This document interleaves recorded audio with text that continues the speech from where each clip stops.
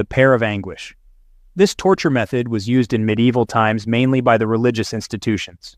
Starting from the 5th century, it was used against heresy and blasphemy, which were considered the crime of the highest caliber. It got widespread around the 12th century and lasted up to the 16th century. In this torture method, a pear-shaped metal or wooden structure was inserted in mouth or back for men, and you can guess where it would go for women. The pear was made in such a way that the rotation of screw would slowly expand the spike petals. This would cause internal damage to the body and generate intense pain. If the pear would fully open, death was guaranteed. It was like inserting an umbrella from the back and opening it inside the belly. I wonder what God would say if he saw this blasphemy. Gibbeting. Gibbeting was a gruesome public torture and execution method practiced in medieval Europe, Rome, and colonial America. It was punishment for piracy, murder, treason, or rebellion. Gibbet is a cage-like structure made of metal frames. You can think of it as a cage for a bird but multiplied by a bad factor. It came in many shapes, but the size would be no bigger than to fit a person.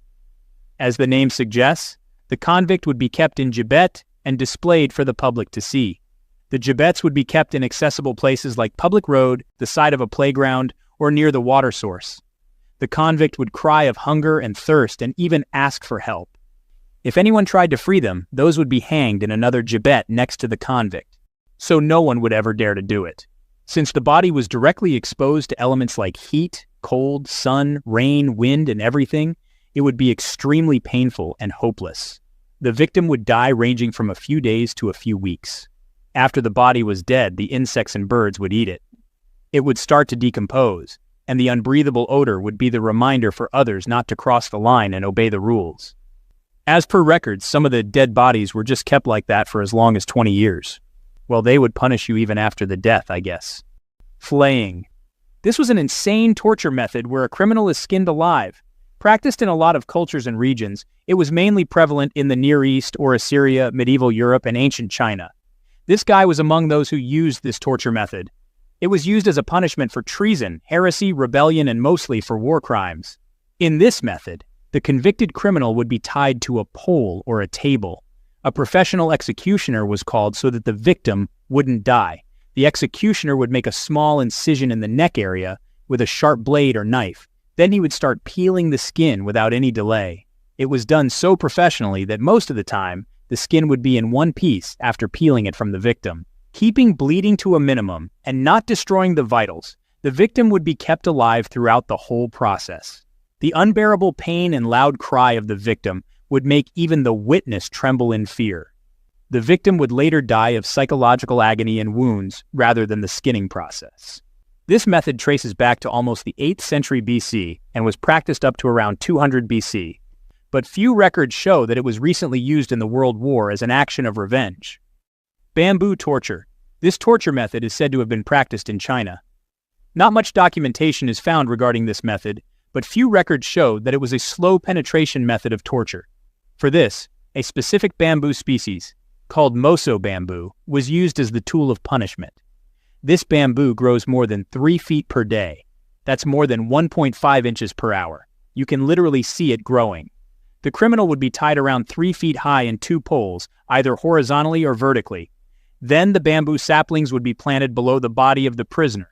In front of his eyes, the bamboo would start growing, and within 24 hours, it would reach the victim's body.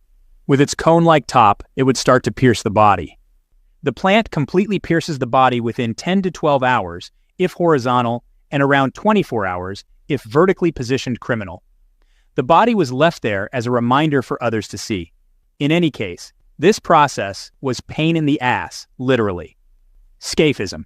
This insane torture and execution method was performed by ancient Persians from 550 to 330 BC. It was given to those people who committed the crime of speaking against the Persian Empire. In this torture method, the victim was forcefully fed a lot of milk and honey. By a lot, I mean a lot. Aside from that, a buttload of honey was smeared in his body too. Then he would be tied to a boat or some hollow tree trunk. Then another small boat or some cover was placed in an inverted position and was sealed, keeping just the victim's head, hands, and legs outside. The boat was placed in swamp water and pushed aside. A lot of insects and animals would start feeding on that honey. To make it worse, the overdose of honey and milk would start bloating the stomach. and the victim would be forced to shit inside the boat. With no outlet, the boat would start to swarm with countless bugs and worms. The insects would start eating the body from outside, and worms would enter the body and start eating it from inside. The pain of bloating, insect bites, and internal decay would cause immense pain, and the echoes of the victim's cry would be heard from miles away. The body would gradually rot while the victim is still alive. The suffering would last from a few days to 2 weeks until the victim died. This torture was so inhumane and gross that even I was hesitant to make drawings for this part. But as a fact video, I thought I should include this too. Sawing. This method was prevalent in the Middle Ages in Rome, Europe, China, India, and Persia. This punishment was mainly for those who were believed to be involved in witchcraft or sorcery.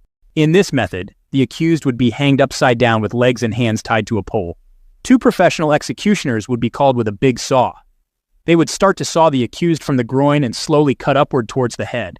Since the victim is upside down, the flow of blood towards the head would prevent the victim from instant death, and thus would feel all the pain and agony. The victim would die halfway through, but the insane process would last until the body is completely cut in 2 pieces. The body was then thrown somewhere or given to animals as food.